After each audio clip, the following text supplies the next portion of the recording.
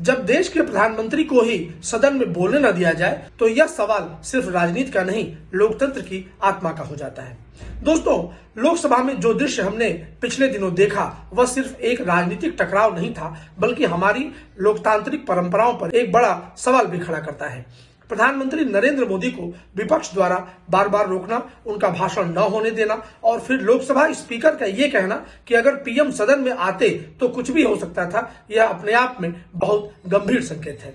सोचिए, सदन देश की सर्वोच्च विधायी संस्था है। यहाँ संवाद होना चाहिए, बहस होनी चाहिए, तर्क और प्रतितर्क होने चाहिए। लेकिन अगर वही सदन हंगामे में बदल जाए और देश के प्रधानमंत्री तक को बोलने से रोका जाए तो ये सिर्फ प्रक्रिया का उल्लंघन नहीं, लोकतंत्र की गरिमा को ठेस पहुंचाना है। विपक्ष की भूमिका लोकतंत्र में बेहद महत्वपूर्ण है, लेकिन यह भूमिका तभी सार्थक होती है जब यह कंस्ट्रक्टिव हो, न कि डिसरप्टिव। आज का विपक्ष मुद्दों पर बहस कम और शोर ज्यादा कर रहा है।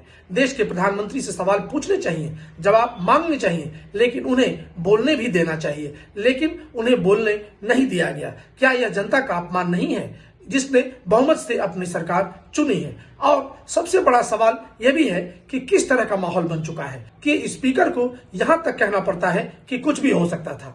क्या सदन में असहमति इतनी अनियंत्रित हो गई है कि व्यवस्था भी डरने लगे? यह स्थिति लोकतंत्र के स्वास्थ्य के लिए बिल्कुल भी शुभ संकेत नहीं है।